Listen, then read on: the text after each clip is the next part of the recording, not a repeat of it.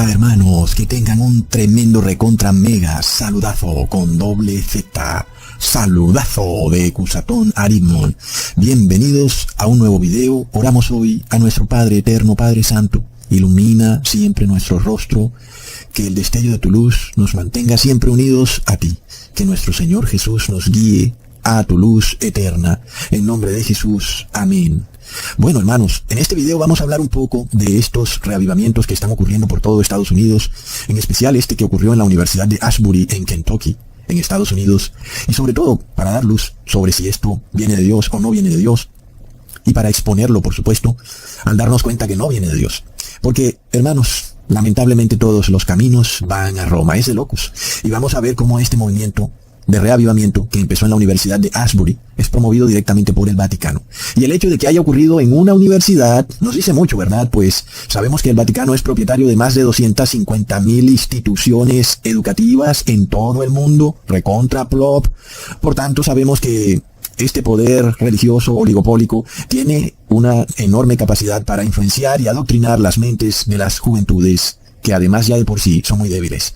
Pero además en este video vamos a dar otro punto de vista de el por qué la Trinidad no existe ni es bíblica, y vamos a ver las consecuencias de creer en la Trinidad, que tiene que ver mucho también con este reavivamiento de Ashbury, lo cual ya yo se los había advertido en videos pasados. El tema de creer en la Trinidad no es una cosa liviana, hermanos. Y la persona que cree en la Trinidad termina cayendo en posesión demoníaca. Entonces voy a probarles muchísimas cosas en este video. Es un video carnudo, como dicen por ahí, porque empezamos partiendo de algo que está ocurriendo hoy en día y que a todos nos compete, porque obviamente, si está ocurriendo algún reavivamiento queremos ser parte de él, pero no si es un falso reavivamiento, en donde el demonio se ha infiltrado y ha engañado a todas estas personas. ¿Y por qué las engaña? Precisamente empezamos por ese punto. Empezamos por el punto en el cual las personas están adorando a un falso Dios, un Dios ajeno, que no es bíblico, y así ellos lo llamen Señor, Padre, y usen nombres bíblicos. La realidad es que ese Dios no es bíblico, y ese es el meollo del asunto. El problema de orarle a un Dios ajeno, a la Trinidad. Porque luego, la unción que ellos esperan recibir del supuesto Espíritu Santo, termina siendo una posesión demoníaca de espíritus inmundos. Y vamos a demostrarlo bíblicamente, con la realidad, es decir, se los voy a mostrar con imágenes, y se los voy a probar bíblicamente, y se los voy a probar históricamente. Y vamos a llegar hasta el punto de rastrear estas cosas y llegar al Papa Francisco, que es el anticristo. Es impresionante, hermanos. Entonces no olvidemos el problema principal de la cristiandad moderna. Leamos en Juan capítulo 7, versículo 49. Mas esta gente que no sabe la ley, maldita es. Ahí está también un gran problema de la cristiandad moderna, que el cristiano no conoce la ley. Entonces vamos a mirar cómo este desconocimiento de la ley lleva a la persona a ser fácilmente engañada por extraños milagros o señales y maravillas como estos reavivamientos. Y luego también vamos a ver que aquel cristiano que sí conoce la ley, pues va a ser llevado a recibir la verdadera unción final, una lluvia tardía que está representada por el Espíritu de Cristo, la verdadera unción, hermanos. Entonces primero, para ir por pasos, pues vamos a empezar hablando de este reavivamiento en la Universidad de Ashbury. Y entonces les explico cómo empieza. Al principio parecía que se inició en esa universidad, en las sedes de su capilla o de su iglesia, como quieran llamarla, un servicio regular de esos en donde las personas pues llegan al templo y se reúnen y el pastor o quien quiera que predicó pues hizo su prédica. El servicio regular que ocurre en una iglesia o templo, que a veces es una hora específica a la semana o a otras veces es una hora diaria. Entonces este servicio acabó y luego de repente se sube un señor al púlpito y empezó a dar su prédica. Y según lo que dicen las personas, fue justo después de la prédica de este señor de gafas llamado Zach que se empezó a dar este reavivamiento. Y entonces las personas empezaron a cantar y a orar y a meditar y no paraban, y no paraban, y no paraban, y llegó la noche, y no paraban, llegó la madrugada y no paraban, llegó el día siguiente y seguían y seguían. Y entonces la prédica de este señor Zach, así se llamaba él, empezó hablando sobre el amor al prójimo y sobre amar inclusive a tus enemigos, algo que coincidencialmente es como de lo mismo que hemos venido hablando. Pero luego este señor empieza a orar en voz alta, diciendo, Jesús, oro mientras continuamos adorando. Y entonces el señor Zach siguió también orando. Y dijo, abro comillas, rezo que la gente olvide algo de la intensidad y de la pasión de Zach, y que eso caiga al suelo como polvo. Pero, Espíritu Santo, si le hablas a alguien que pueda buscar la libertad, que pueda experimentar más de tu amor para ser derramado, para amar a los demás, para convertirse en amor en acción, podrías producir frutos en esta habitación, en estas almas, en estas mentes y en estos corazones. Simplemente haz algo nuevo entre nosotros y avívanos con tu amor. Ahí está la oración que este señor Zach está haciendo. Al principio le habla a Jesús y luego intercambia y empieza a hablarle al Espíritu Santo, pero él declaró desde un principio que él estaba orando, así que empezó también a orarle al Espíritu Santo. Y nosotros sabemos que esa no es la forma correcta de orar. Y por ningún lado en la Biblia, hermanos, encontramos ni que Jesús ni los apóstoles hicieran este tipo de oraciones al Espíritu Santo. Por ningún lado, ¿ok? Jesús también nos dejó muy claro cómo debemos orar. Leamos en Juan capítulo 14, versículo 13. Y todo lo que pidiereis al Padre en mi nombre lo haré, para que el Padre sea glorificado en el Hijo. Así que todas nuestras oraciones van dirigidas al Padre Celestial. ¿Ok? Y luego, en nombre de Jesús. De esta manera, estamos glorificando tanto al Padre como al Hijo. Porque le oramos al Padre y lo hacemos en nombre de Jesús. Esta es la forma correcta de orar. Cualquier otra forma de oración es incorrecta. Esto que hacen algunos de persinarse antes de orar o decir en nombre del Padre, del Hijo y del Espíritu Santo, esto no es bíblico, hermanos. Tampoco es bíblico orarle a este tercer Dios que llaman Espíritu Santo. Y el problema viene cuando ellos disfrazan estos dioses ajenos con nombres cristianos y de alguna manera sacan este nombre, Espíritu Santo, lo sacan de contexto. Y es como si lo extrayeran de la Biblia y lo convirtieran en otro Dios que no existe. Y entonces crearon esta deidad llamada Trinidad. Y dicen que es un solo Dios conformado por 3 personas. Y entonces a la final ellos mismos se contradicen porque empiezan a hablarle al uno y al otro. Y no se suponía que era un solo Dios, porque luego le hablan al uno y al otro. Entonces, hermanos, es confusión, es Babilonia. Y es por supuesto un pecado grave cuando en una congregación alguien está orándole a un Dios ajeno, a este tercer Dios llamado Espíritu Santo. Ahí es donde el demonio toma el control absoluto de este tipo de congregaciones. Y entonces empieza a manifestarse de esta manera. Ahora, para darles varias pruebas de lo que les estoy diciendo, porque yo les voy a dar prueba de todo. Miremos luego a este señor Sack, que está hablando en otro día en el púlpito, en la misma universidad, en la misma capilla. Y miremos cómo hace el símbolo con la mano del 666. Ya sabemos nosotros ese símbolo, por dónde va la cosa. Es un símbolo de la masonería eclesiástica, la masonería católica, y sabemos que es un símbolo clarísimo. Y vemos que este señor deja la mano estirada un buen tiempo, de manera que quede bien claro de dónde viene este mensaje. Entonces es evidente, hermanos, no es casualidad que este señor Sack haga ese símbolo. Para nosotros tiene una tremenda importancia, porque ya le hemos hecho mucho seguimiento a ese tipo de señales con la mano. Sabemos que son símbolos de personas que pertenecen a la masonería católica. Ahora, ¿será que este señor también pertenece a la masonería católica? Nosotros no podemos asegurarlo, pero ¿por qué hace ese símbolo entonces?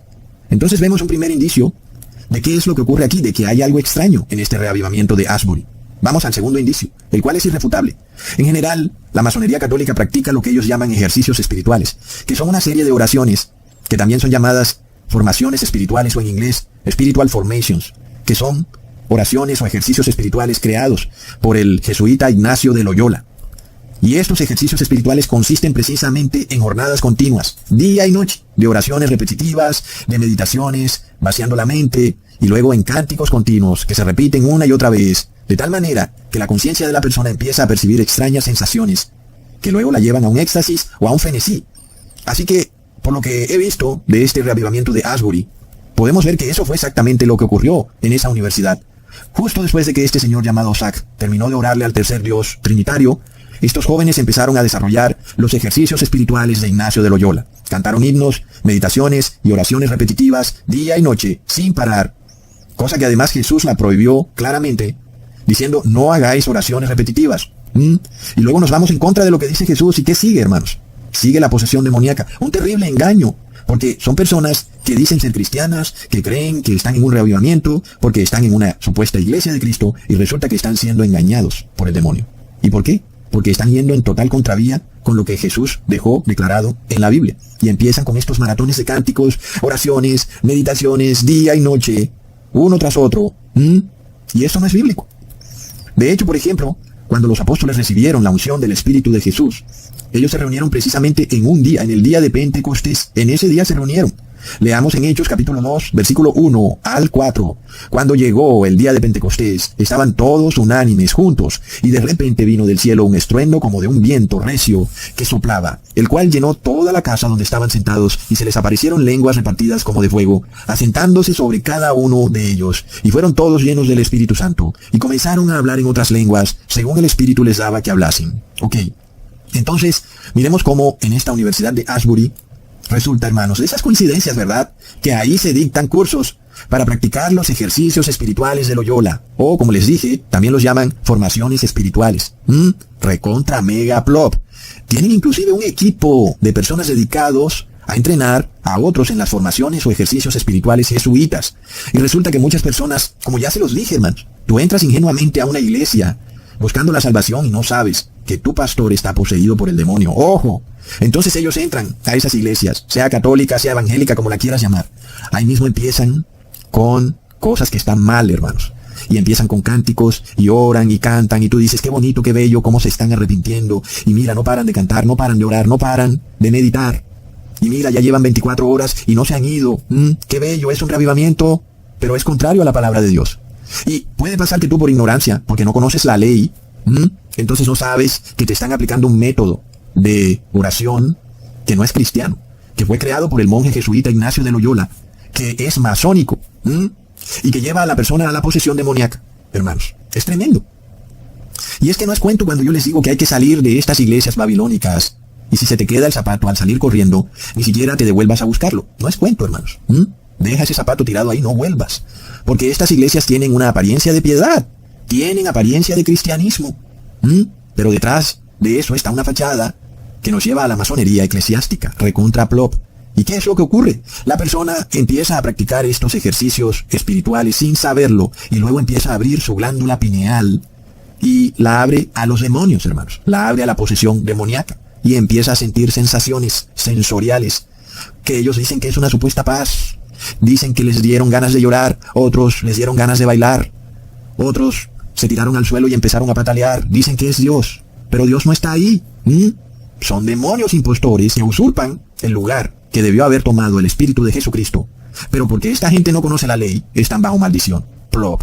Luego, cuando acaba el reavivamiento en esa universidad de Asbury, se siguieron dando otros reavivamientos en otras universidades, ¿verdad? Bueno, y leamos. Los servicios de capilla dirigidos por estudiantes escritos como sin guión se han llevado a cabo en la Universidad Lee, en la Universidad Belmont en Tennessee, en la Universidad Sanford en Alabama, en la Universidad Cedarville en Ohio, en la Universidad Regent en Virginia y en la Universidad Baylor en Texas. Las escuelas de Kentucky, la Universidad de Campbellsville y la Universidad de Cumberland también informan reuniones continuas de oración y adoración.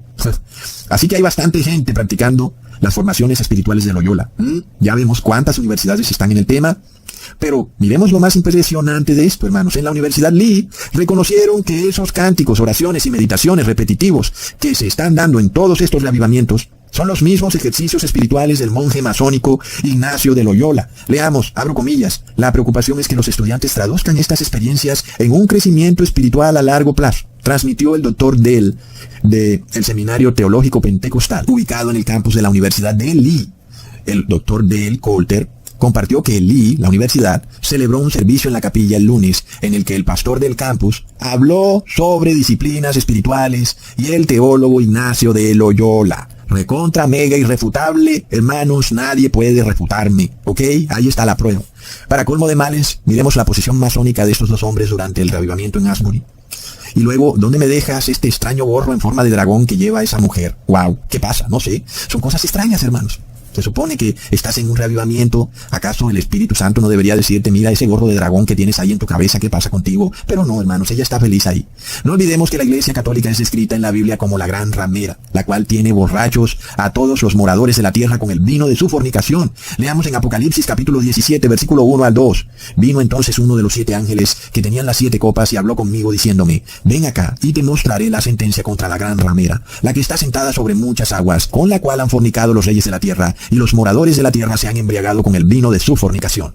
En este caso, se nos dice que los moradores de la tierra están embriagados o borrachos con el vino de su fornicación. Y este vino hace referencia a la doctrina idolátrica de la Iglesia Católica. Entre esas doctrinas está la oración a este falso Dios trinitario, la creación de este Dios ajeno llamado Trinidad, creado en el Concilio de Constantinopla en el año 381 después de Cristo. No es ninguna tradición que se pueda rastrear a la iglesia primitiva, cosa que está a plena vista porque los apóstoles en los evangelios jamás le oraron a la tal Trinidad, jamás mencionaron el nombre Trinidad y jamás dijeron el nombre del Padre, del Hijo y del Espíritu Santo, jamás, hermanos.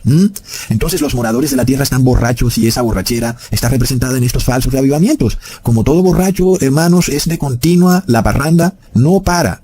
Es de continuo, ellos siguen y está amaneciendo y no, la parranda sigue, compadre.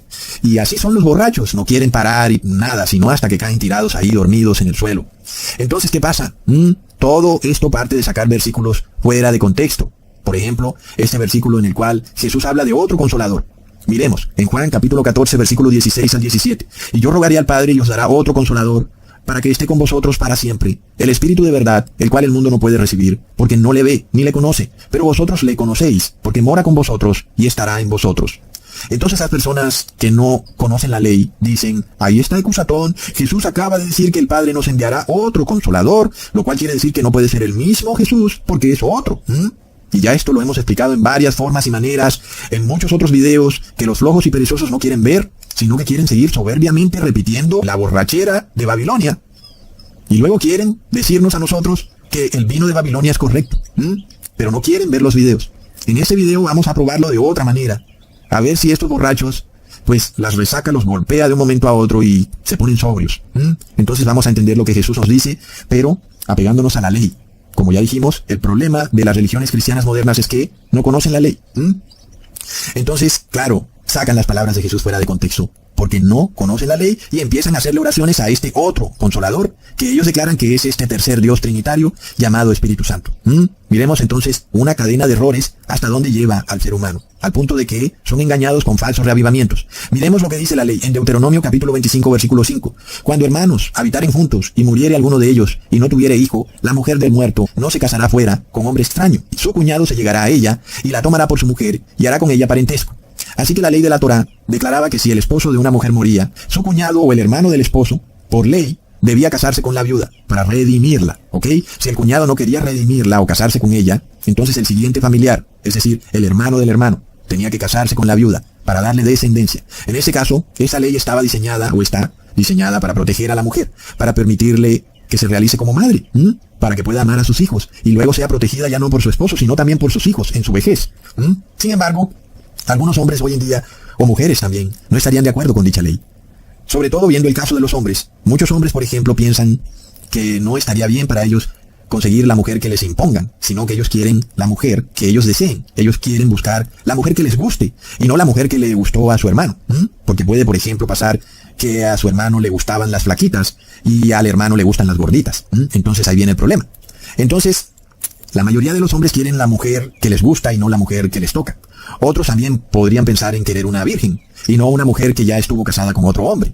Aunque hoy en día, bueno, ya vemos cómo está la cosa, porque la gente no conoce la ley, no tiene nada que ver con estas cosas. Es por esto entonces que algunos hombres, en aquellas épocas, en donde estaba la ley en el pueblo de Israel, pues no querían someterse a esa ley, y no querían redimir a la viuda, porque pensaban en su propio deseo.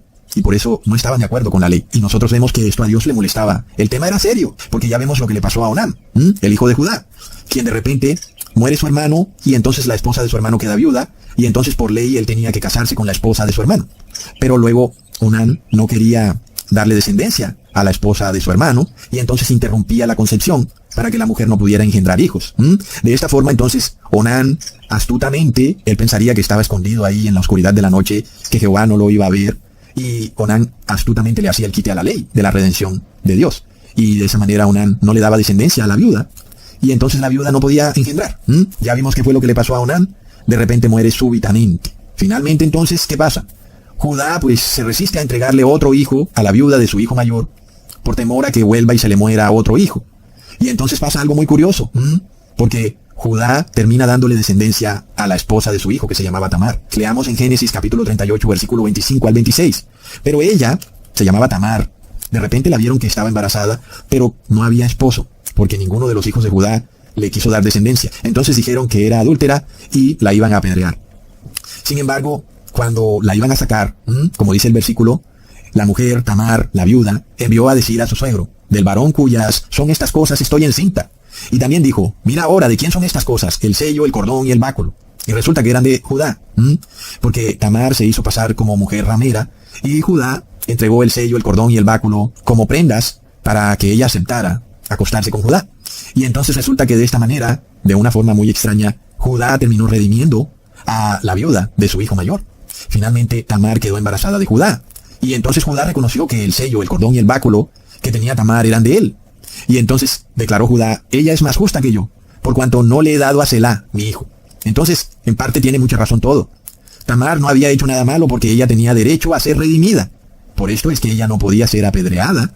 A pesar de que alguien podría decir de estas personas que leen la Biblia así aceleradamente, que por qué Tamar no es apedreada si se supone que Tamar adulteró, porque ella no estaba casada con Judá. Pero alguien de la familia de Judá tenía que redimir a Tamar, y ninguno de los hijos quería, y la terminó redimiendo el padre de alguno de los hijos.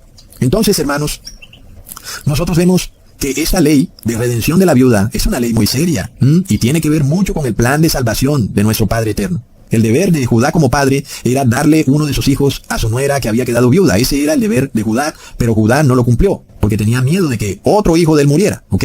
Así que a la final ya vemos cómo terminó Judá cumpliendo la ley. Su nuera viuda finalmente fue redimida, y tuvo 2 gemelos de Judá.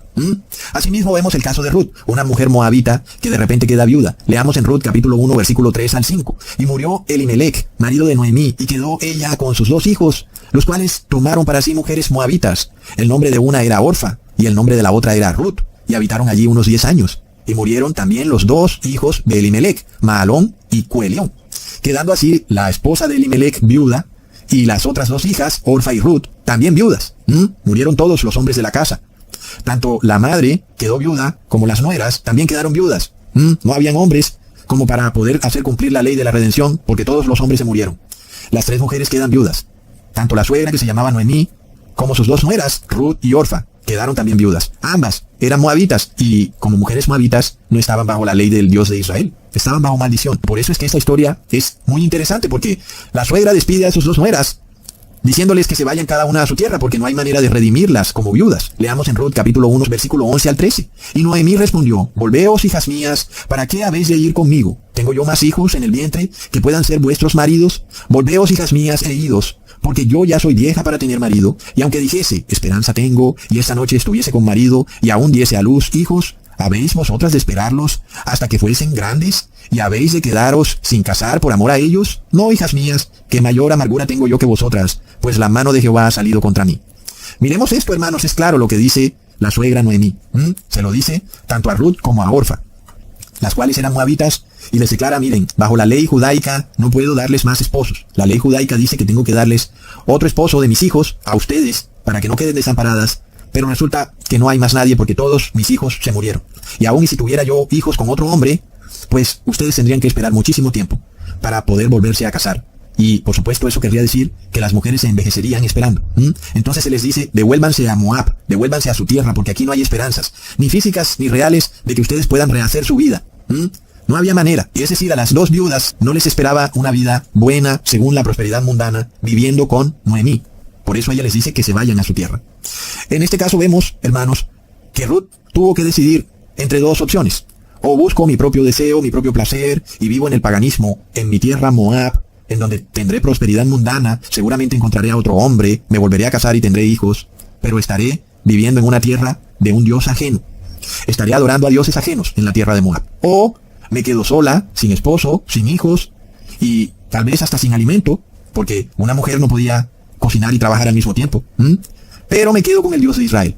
Eran las 2 opciones que tenía Ruth, ¿ok? Y miremos que es una decisión difícil que nos compete a nosotros también en nuestros tiempos. Y Ruth se vio con esta decisión, que la vimos ocurrir muy pero muy claro hace 1 año o 2, o aún está pasando, en donde a ti te decían: o recibes esto para que estés curado, o no puedes trabajar, no puedes viajar, no puedes tener prosperidad mundana. Eran 2 opciones. Y Ruth sabía lo que se le venía pierna arriba, como se dice, si se quedaba con su suegra, porque no había hombre que la pudiera redimir. Y miramos cómo Ruth prefirió sobre todo, sobre su propio deseo, su propia prosperidad y sus propias metas de vida, escoger al Dios de Israel. Y no porque ella esperara que todos sus problemas se le irían a resolver, porque la cosa estaba muy clara para ella. Físicamente no había manera de que su suegra le diera a otro esposo. Es decir, no había forma de que Ruth pudiera obtener prosperidad mundana con su suegra, porque todos los hijos de Noemí habían muerto.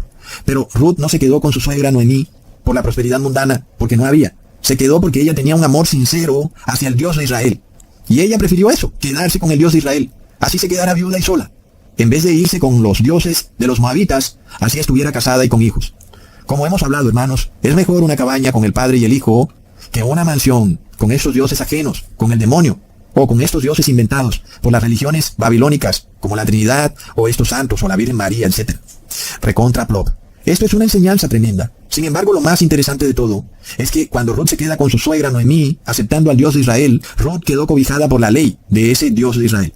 Y muchos piensan Esto pasa con el cristiano nominal, que la ley de Dios viene a hacernos la vida miserable, que está ahí para someternos a un yugo y que nos va a causar sufrimientos, que no nos va a permitir disfrutar la vida. Pero vamos a ver que la realidad es que la ley de Dios está ahí para hacernos felices, no solo para darnos felicidad en este mundo y en el venidero, sino también para protegernos y cuidarnos. En este caso, Ruth no era ninguna pastora del evangelio de la prosperidad, hermanos. Ella no se quedó con su suegra Ruth porque creyera y declaraba y decretaba que todos sus problemas se iban a solucionar y que luego ella declaraba que con el Dios de Israel se volvería rica. No. Ruth se quedó con su suegra Noemí porque amaba genuina y sinceramente al Dios de Israel, no por lo que Dios pudiera darle, ¿ok? Porque físicamente estaba claro que no había manera de que le dieran nada. Su suegra Noemí se lo dejó muy claro, hermanos. Pero lo interesante de todo es que Ruth nos presenta una enseñanza tremenda. La ley no está solamente para nosotros, hermanos. Porque a veces la vemos de esa manera. Tenemos que cumplir la ley nosotros. Sí, claro que tenemos que cumplir la ley. Pero Dios también la cumple, hermanos. Claro que Dios cumple la ley. Y eso significa que nosotros somos redimidos por la ley, hermanos. Y el que no se acoge a la ley no es redimido por la ley. Porque la ley de la redención es la ley de Dios. Tú no puedes esperar que Dios te redima si no te acoges a la ley de Dios, porque la ley de la redención hace parte de la ley de Dios. Grábate eso en la mente. Entonces a veces pensamos que la ley de Dios es un yugo hacia nosotros. Pero en el caso de Ruth, se nos prueba que la ley de Dios fue para una bendición, liberación, redención y consolación para Ruth. Porque Ruth fue redimida de una vida miserable, de soledad, una vida sin hijos. No se iba a realizar como mujer, moriría anciana y estéril, solitaria y aburrida. Es tremendo, hermanos. Asimismo puede pasar que esto encaje con nosotros y nos sintamos como Ruth en algún momento, en donde veamos que físicamente parece que nada puede ser bueno, que todo es estéril, que estamos sin familia, sin trabajo, sin casa, sin prosperidad, bajo el yugo de las circunstancias mundanas. Pero ahí está la ley de Dios, hermanos, la cual dice que tenemos redención, tenemos consolación. A todos los que estén en esta situación, en donde todas las puertas parezcan cerradas y que nadie puede ayudarnos, o que estemos en algún problema y no hay mano humana que pueda salvarnos, nosotros sabemos que la ley de Dios declara que tenemos un redentor, un consolador, alguien que nos redime de la tragedia y nos libera del desastre. Esto fue lo que le ocurrió a Ruth, porque así estaba declarado en la ley, aunque Ruth nunca imaginó que ella se volvería a casar. Al ella aceptar al Dios de Israel, ella quedó cobijada por la ley de la redención, y esta ley decía que ella como viuda tenía derecho a volverse a casar. Miremos esto, es lo que ya vimos con la viuda Tamar y Judá, ¿ok? La viuda Tamar tenía un derecho, no un derecho que le da el gobierno o el Estado. Sí, los derechos de la mujer. Resulta que nunca los cumplen, ni el Estado los cumple tampoco. Pero Dios sí tiene un derecho para la mujer, un derecho a ser mujer y a realizarse como mujer. No solo la mujer vista como la femenina, sino como una iglesia, ¿ok? La iglesia también tiene derecho a ser redimida. Leamos en Ruth, capítulo 2, versículo 19 al 20. Y le dijo a su suegra, ¿dónde has espigado hoy? ¿Y dónde has trabajado? Bendito sea el que te ha reconocido. Y contó ella a su suegra con quién había trabajado y le dijo, el nombre del varón con quien hoy he trabajado es Booz. Y dijo Noemí a su nuera, sea él bendito de Jehová, pues no ha rehusado a los vivos la benevolencia que tuvo para con los que han muerto. Después le dijo Noemí, nuestro pariente es aquel varón, y uno de los que pueden redimirnos. Aquí vemos cómo Ruth fue guiada por el Padre Eterno para ir a dar precisamente a la propiedad de Booz. De esas coincidencias, ¿verdad?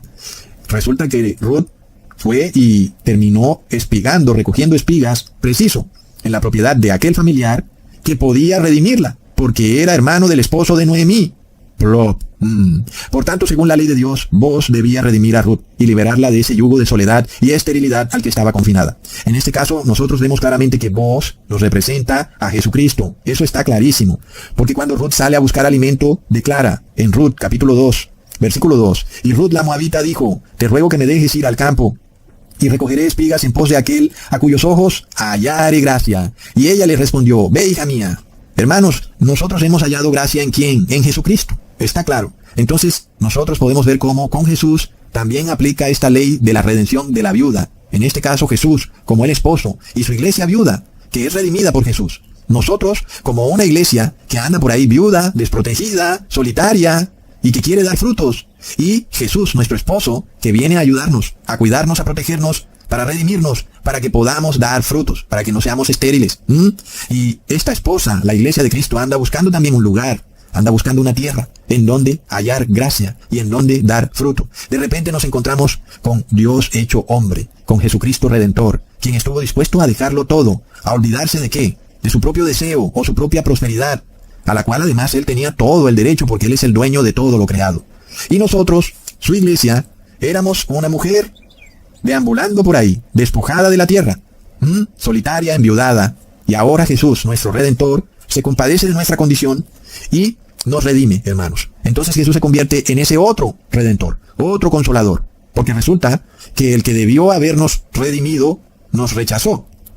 Algo que también le pasó a Ruth. ¿Coincidencia? Plop. Entonces, hermanos, nosotros recordamos que había otro ser en la familia celestial, el tercer ángel en sabiduría. Primero Jesús, como Hijo de Dios, luego este ángel llamado Lucifer, un ángel sabio. Él se suponía que era el querubín protector. De repente él consideró su propio placer y deseo en mucho más estima que el tener que dedicarse a cuidar, a proteger a esta iglesia, a la raza humana. Y por esto este querubín protector no quiso redimir a la iglesia viuda. Este ángel llamado Lucifer, en vez de convertirse en el Redentor, se transformó en Satanás, nuestro acusador.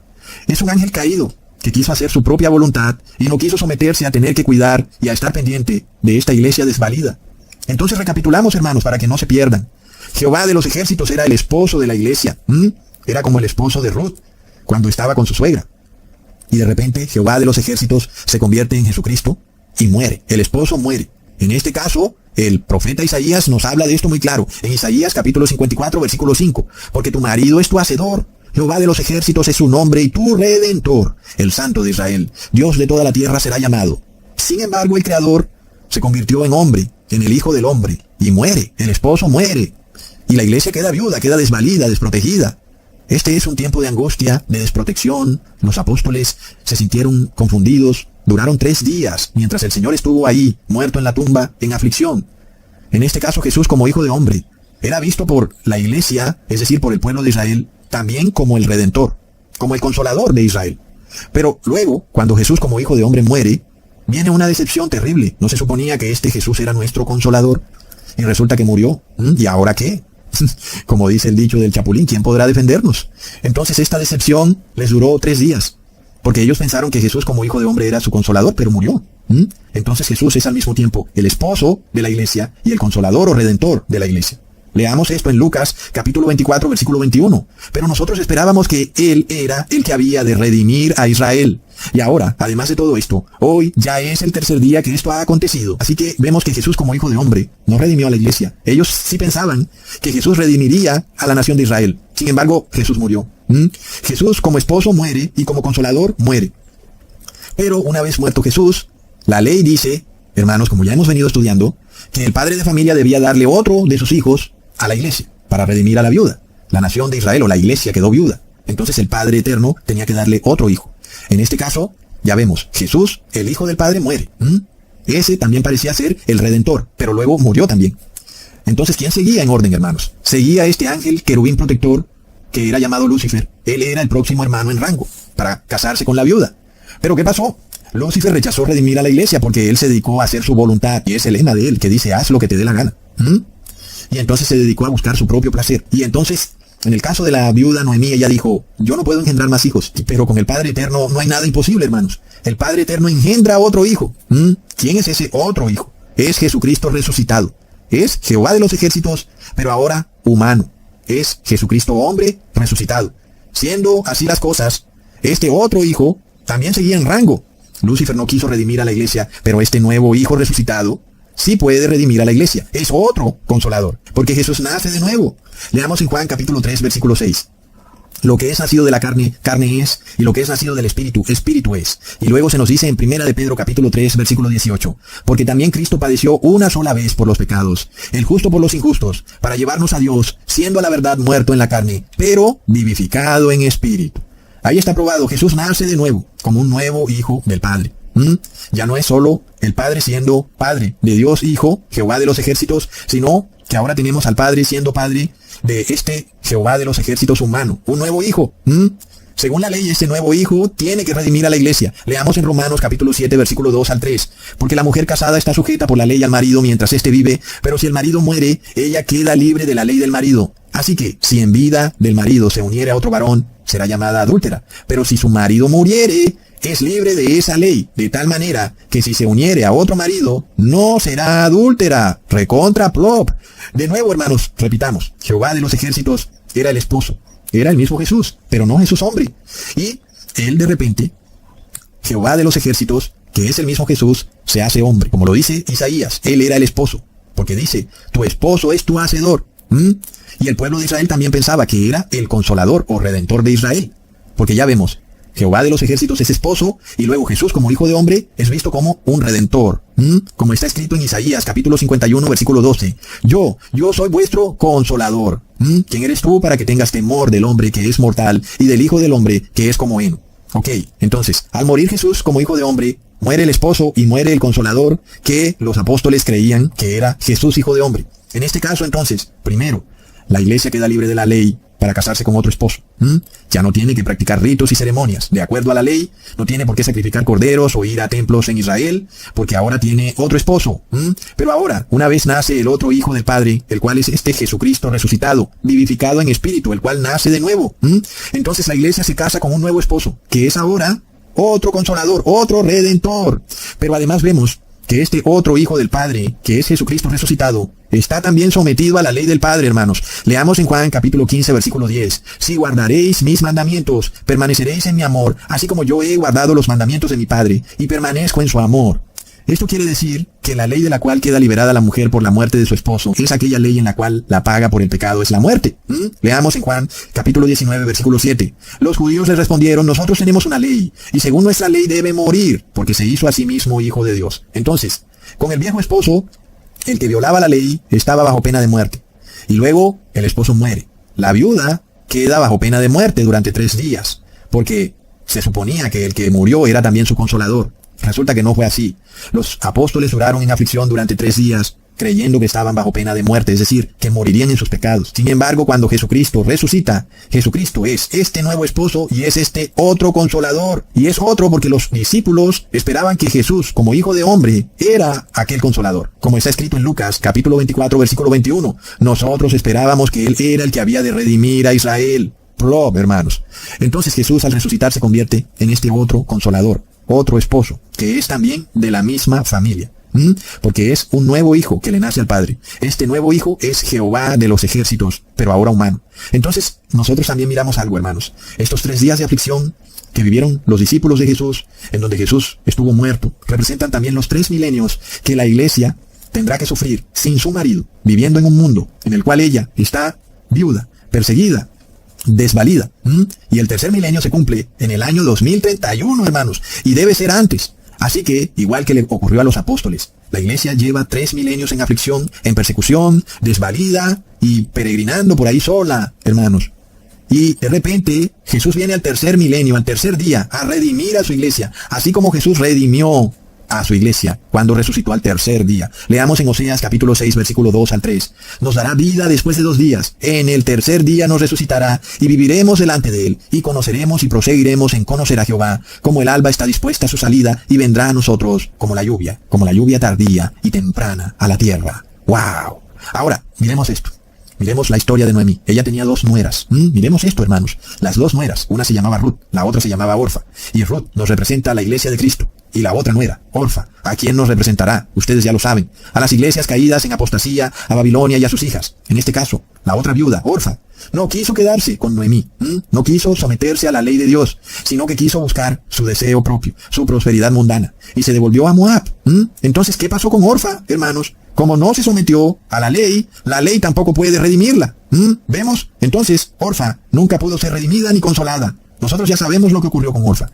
Y esto es lo mismo que se va a repetir para las iglesias cristianas en apostasía. Cuando venga el esposo, ellas no serán redimidas ni consoladas.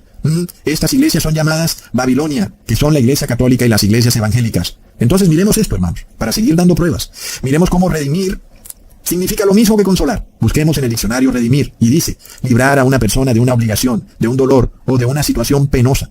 Ahora busquemos en el diccionario lo que significa consolar. Aliviar la pena o aflicción de alguien. Es lo mismo, hermanos. Entonces vemos que las palabras redimir y consolar son sinónimos, aunque luego tú buscas el sinónimo de redimir y no te aparece consolar, y viceversa. Ya sabemos cómo está la cosa. Pero cuando buscamos las definiciones de redimir y de consolar, vemos que son muy similares. Ahora vamos al contexto bíblico y vamos a dar prueba bíblica. Leamos en Isaías capítulo 52, versículo 9. Cantad alabanzas, alegraos juntamente, soledades de Jerusalén, porque Jehová ha consolado a su pueblo. A Jerusalén ha redimido, consolado y redimido. Es lo mismo. Ahí está, hermanos. Aún bíblicamente hablando, lo probamos, como ya se los había dicho en otros videos. Es decir, que cuando Jesús habla de otro consolador, está haciendo referencia clarísima a la ley de redención levítica, en donde cuando una mujer queda viuda, el próximo varón en la familia del padre, en edad de casarse, está obligado por ley a redimir a la esposa y a darle descendencia, a darle frutos. Entonces vemos que Jesús, como hijo de hombre, es a la vez esposo, y al mismo tiempo fue visto por los apóstoles como el redentor o consolador de Israel. Pero luego Jesús muere.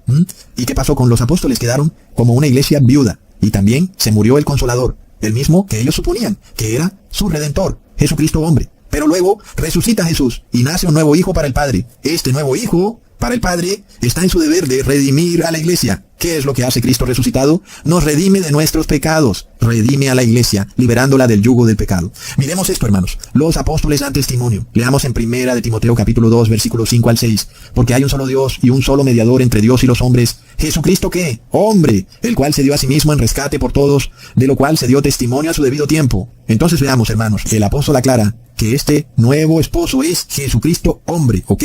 No hablamos de Jehová de los ejércitos como espíritu solamente. Hablamos de otro redentor que es espíritu y es humano. Es otro consolador, porque antes Jehová de los ejércitos era solo espíritu. Luego de que Jesús resucita, Jehová de los ejércitos es también humano, no solo ya espíritu. Entonces, hermanos, en la historia de Ruth vemos que su redentor fue llamado Boaz, que nos representa claramente a Jesucristo. Pero también resulta de esas coincidencias, ¿verdad?, que había otro redentor, alguien que era familiar del esposo de Noemí y que por rango familiar, pues tenía el derecho prioritario de redimir a la viuda, a Ruth. Entonces, claro, vos, conociendo la ley, pues dijo, un momentico, yo te puedo redimir, pero resulta que antes de mí hay otro familiar que te puede redimir. Y entonces él tendrá que decidir primero si quiere las tierras y quiere a Ruth como esposa. Entonces la ley que decía, si tú quieres redimir las tierras de una viuda, también tienes que redimir a la viuda. Leamos entonces en Ruth capítulo 4, versículo 3. Luego dijo al pariente, es decir, Boaz le habla a este pariente que está primero en rango que él. Noemí, que ha vuelto del campo de Moab, vende una parte de las tierras que tuvo nuestro hermano Elimelech. Y yo decidí hacértelo saber y decirte que la compres en presencia de los que están aquí sentados y de los ancianos de mi pueblo. Si tú quieres redimir, redime. Y si no quieres redimir, decláramelo, para que yo lo sepa, porque no hay otro que redima sino tú, y yo después de ti. Y él respondió, yo redimiré. Aquí vemos esto muy claro, hermanos. Este otro familiar en rango, que estaba en un rango que estaba de primero que vos, tenía el derecho, por rango, de redimir la tierra que vendía Noemí, según la ley, ¿ok? Sin embargo, también según la ley, Ruth también debía ser redimida. Y eso fue lo que no le gustó al otro familiar en rango. Oh, qué curioso, ¿verdad? ¿Te recuerda algo? Y qué curioso que en la historia de Ruth, a este familiar en rango mayor que vos se le describe como fulano. Ni siquiera dan su nombre. Él no quería redimir a la viuda, él solo quería quedarse con la tierra. Leamos en el versículo 5 al 6. Entonces replicó Boaz, el mismo día que compres la tierra de la mano de Noemí, debes tomar también a Ruth la moabita, mujer del difunto, para que restaures el nombre del muerto sobre su posesión. Y respondió el pariente, no puedo redimir para mí, no sea que dañe mi heredad. Redime tú, usando de mi derecho, porque yo no podré redimir. Hermanos, cuando nosotros miramos la familia celestial, en rango está primero el Hijo, Jehová de los ejércitos, luego sigue Lucifer, ¿ok? ¿Qué pasa cuando Jehová de los ejércitos se convierte en hijo de hombre y muere? El que sigue en rango es Lucifer. ¿Qué pasa luego cuando Jesucristo resucita? Ya no como Jehová de los ejércitos en espíritu, sino ahora como Jehová de los ejércitos humano. ¿Quién está todavía en un rango superior? Lucifer. Asimismo como ocurre en la historia de Ruth. Había otro en rango superior que debía redimir a la viuda. Pero resulta que este en rango superior solo quería redimir a la tierra, pero no quería redimir a la viuda. ¿Te suena algo en la cabeza? Resulta que Lucifer siempre quiso quedarse con la tierra, a él le pareció muy bella, pero no le gustó el hecho de que tuviera que andar protegiendo a la raza humana. Antes, por el contrario, él quería destruirla, para quedarse solo con el mundo, para su propio disfrute. Él quiere la tierra. Por eso vemos que justo después de que Jesús redime su iglesia, cuando él resucita, Lucifer no quiere redimir la iglesia. Entonces Jesús redime la iglesia. Miremos qué es lo que ocurre en Apocalipsis 12, versículos 7 al 9. Después hubo una gran batalla en el cielo. No es una batalla como dice la iglesia católica de espadas, como la guerra de las galaxias. No. Es una batalla en donde se habla de la ley. Miguel y sus ángeles le dicen al dragón, mira, pero tú no estás actuando acorde a la ley. Y había esta lucha. El dragón y sus ángeles decían, pero es que la viuda es mala, la viuda no quiere casarse conmigo. Y de repente se da a conocer el hecho de que no es cierto. La viuda sí quería casarse, pero Lucifer y sus ángeles no querían hacerse cargo de la viuda, de la iglesia, sino que querían apoderarse de la tierra. Y entonces fueron expulsados del cielo, fueron arrojados a la tierra. No era eso lo que ellos querían. Lo que ocurre es que esa tierra ahora será destruida. Y no será por mano humana. Pero luego, la buena noticia, la iglesia de Cristo es rescatada. ¿Y qué pasa? Según la ley, no solo se rescata a la viuda, sino también que se redime la tierra. Jesús entonces ahora tiene pleno derecho para tomar posesión de la tierra y para tomar posesión de su iglesia. ¿Eso ocurre cuándo? Al tercer día, hermanos. ¿Cuándo ocurre eso? Antes del 2031. De locos. Entonces, miremos esto. Jesús, al igual que vos, se queda con la tierra y con la viuda, porque la viuda está ligada a la tierra. No olviden la promesa que se le hizo a Abraham. Yo te daré esta tierra a ti por heredad. Pero el demonio quiere quedarse con la tierra, hermanos. El demonio y sus agentes. Ellos se han inventado esto del cambio climático para apropiarse de todos los recursos y despojarnos a todos los seres humanos del resto de recursos. Es decir, hermanos, miremos esto. Cuando leemos lo que se nos dice en Primera de Pedro capítulo 3, versículo 18 al 20, ahora lo entendemos mejor, porque también Cristo padeció una sola vez por los pecados, el justo por los injustos, para llevarnos a Dios, siendo a la verdad muerto en la carne, pero vivificado en espíritu, en el cual también fue y predicó a los espíritus encarcelados, los que en otro tiempo desobedecieron, cuando una vez esperaban la paciencia de Dios en los días de Noé, mientras se preparaba el arca, en la cual pocas personas, es decir, 8, fueron salvadas por agua. Si tú has estado poniendo atención a este video, entiendes uno de los versículos más tergiversados por la Iglesia Católica, en donde se nos dice que Jesús, muerto en su tumba, fue al inframundo, al infierno, y le predicó a los demonios como si los demonios tuvieran salvación. Pero ya nosotros entendemos cuando Jesús es vivificado en espíritu, es cuando resucita, hermanos. Es decir, que fue algo que tuvo que pasar después de que Jesús resucita, no cuando Jesús está muerto en la tumba. Y luego también entendemos esto, que es lo que Jesús le predica al demonio y a sus ángeles. Ya nosotros lo sabemos. No les está predicando salvación, les está diciendo, miren, la ley dice esto, y yo por ley tengo derecho a redimir a la esposa y a la tierra. Miremos esto tan tremendo, porque el demonio dice, yo por ley tengo derecho a la tierra porque la iglesia pecó. La mujer es pecadora y la paga por el pecado es la muerte. Así que por ley a mí me pertenece la tierra. Eso es lo que dicen el demonio y sus ángeles. Pero ahora Jesús, vivificado en el Espíritu, resucita como otro consolador. ¿Y él viene a qué? A redimir a la iglesia. Y si redime a la iglesia, entonces también redime la tierra. Es decir, que Jesús vence. ¿Por qué? Porque él, por ley, tiene derecho a redimir a la iglesia. ¿Qué quiere decir? Que todos los pecados de la iglesia son perdonados, obvio, si ella se arrepiente. Porque luego esa es la doctrina de Lucifer, que la iglesia no quiere arrepentirse y que por eso él tiene derecho a la tierra. Pero entonces si la iglesia se arrepiente, Jesús puede redimirla. Entonces, este es el tema. El demonio quiere quedarse con la tierra, pero por ley no puede hacerlo. Y aquí tenemos otra enseñanza muy clara. Este mundo, hermanos, debe ser purificado, debe ser destruido. Porque por ley le pertenece al demonio y a las iglesias babilónicas, las cuales no quisieron arrepentirse. El demonio se queda con la tierra y el demonio de repente esclaviza a Babilonia y el demonio esclaviza a la iglesia. La somete a impuestos de huella de carbono, la somete a raciones, la somete a que ahora inclusive se le controlará si se va a tomar un vaso de agua, nada más podrá tomarse un vaso de agua al día. Entonces, ¿qué pasa? Jesús rescata a su esposa de la tierra y se la lleva a la santa ciudad para cumplir otra ley que les voy a explicar en otro video. Miremos esto entonces, porque al ser redimidos, somos rescatados y el demonio, quien aparentemente tiene un derecho de esta tierra, lo pierde. La tierra es destruida, pasada por fuego y totalmente renovada, y la tierra le es entregada, ahora sí, a la que verdaderamente le corresponde, a su dueña, a la iglesia de Cristo. Leamos entonces en 1 Corintios capítulo 6, versículo 20. Porque habéis sido comprados por precio, glorificad pues a Dios en vuestro cuerpo y en vuestro espíritu, los cuales son de Dios. Entonces, miremos que la palabra comprados es también sinónimo de redimidos y de consolados. Es impresionante. Asimismo vemos que este fulano que se nos hace referencia en el libro de Ruth, que debió haber redimido a la iglesia, nos representa también a todos estos líderes religiosos que están buscando su propio placer, engordar sus bolsillos. Miremos por ejemplo el caso de Faraón en Egipto, miremos a los fariseos en los tiempos de Jesús, miremos a los sacerdotes católicos unidos con el Estado para sacar beneficio de los gobiernos, miremos al Papa Francisco, quien quiere apoderarse de la tierra con su religión climática para luego esclavizar a las iglesias de Cristo con impuestos climáticos. Es este fulano cuya única intención es apoderarse de la tierra. Él no quiere redimir ni salvar a la esposa de Cristo. Él quiere subyugarla. Él quiere someterla para él poder vivir a sus anchas con su Banco Vaticano. Él desea acapararlo todo. Con sus fondos de inversión, BlackRock, con los banqueros Rothschild. Quieren apropiarse de todas las casas a través de Wall Street, al punto que quiere despojar a todos los seres humanos de sus casas para decirles que en el 2031 serán felices y no tendrán nada. Hermanos, miremos el libro de Ruth. Cómo se nos vincula la propiedad privada con la redención de la iglesia.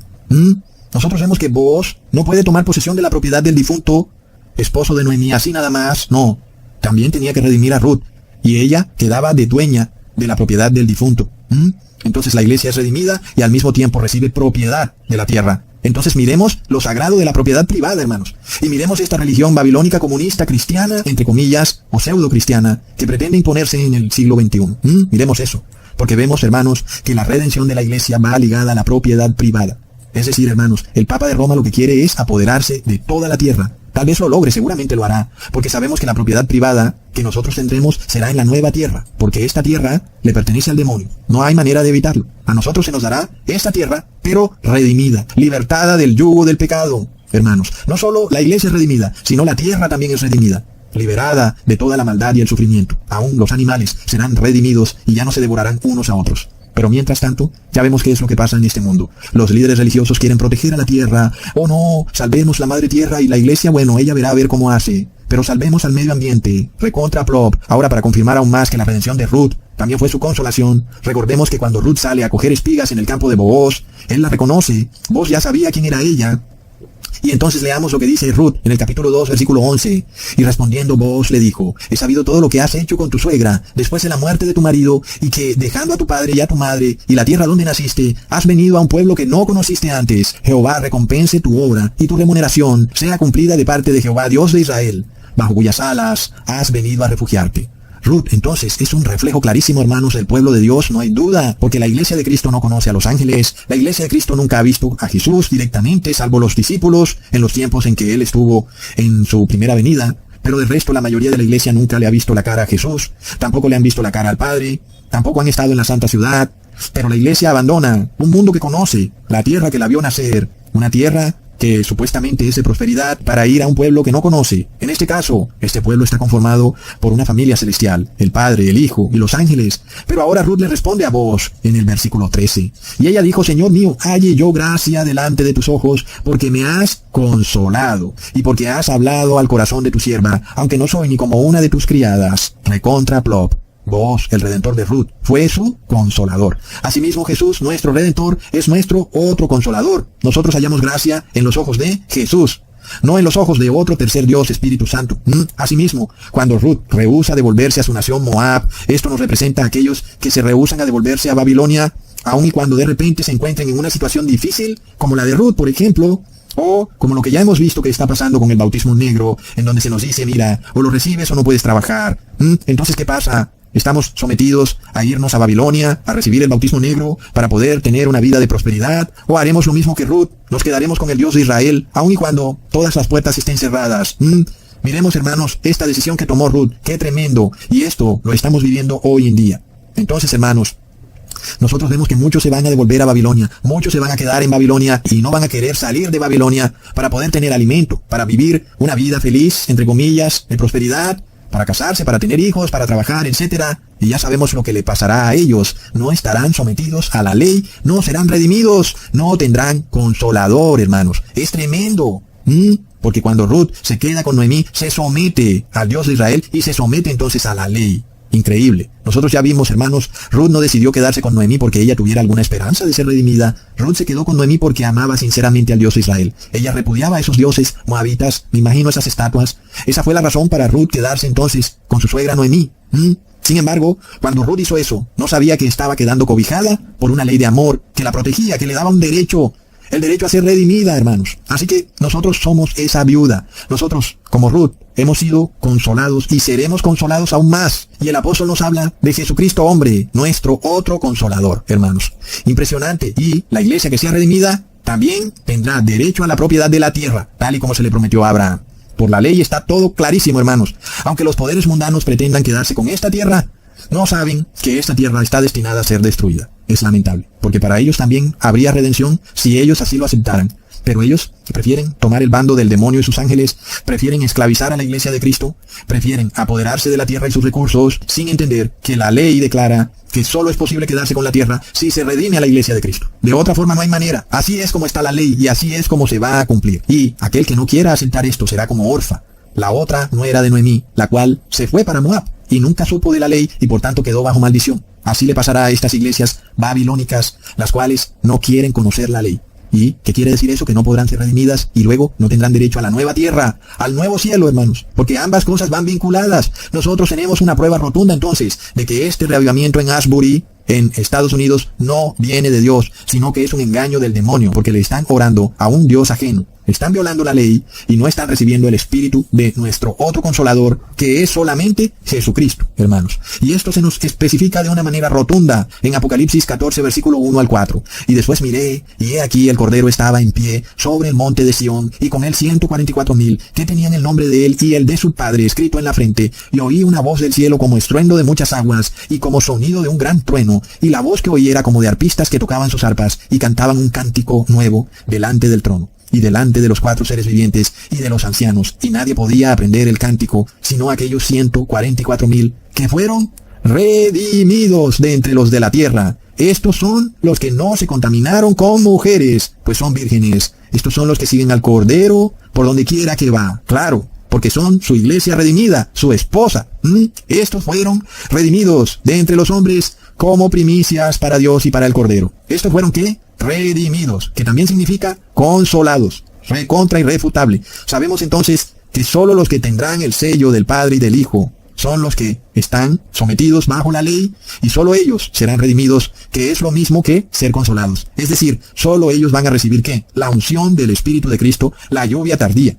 Los que no conocen la ley no van a recibir ninguna unción ni ningún reavivamiento, hermanos. Podemos esto comprobarlo de una y mil maneras. Y sabemos así que el reavivamiento de Asbury es totalmente falso. ¿Y quién lo guía? Ya se los probé al principio del video. Es alguien que quiere apoderarse de la tierra, de sus recursos, pero no quiere redimir a la iglesia. Él lucha por el medio ambiente, pero la iglesia, bueno, que haga lo que quiera, los homosexuales, la pedofilia, todo está bien, no hay problema.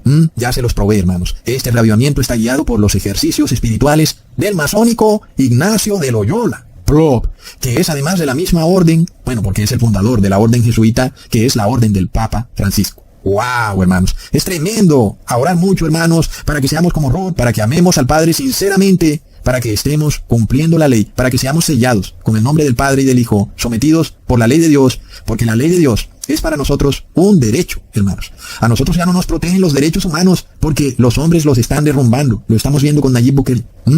A nosotros nos protege un derecho superior, la ley de Dios. Y puede que alguien venga y nos trate de retar diciendo, no, que estás protegido por la ley de Dios. Bueno, nosotros vamos a tener paciencia, hermanos, paciencia, porque la ley de Dios nos redime, la ley de Dios nos consuela, y lo hará todos los días, más y más, hasta que nos encontremos con nuestro esposo, con nuestro Redentor, con nuestro Consolador, quien no solo nos redimirá como iglesia, sino que nos dará el derecho a la propiedad, porque la propiedad privada va ligada a la redención, y seremos dueños de esta tierra, la cual también será redimida. Hasta pronto, hermanos.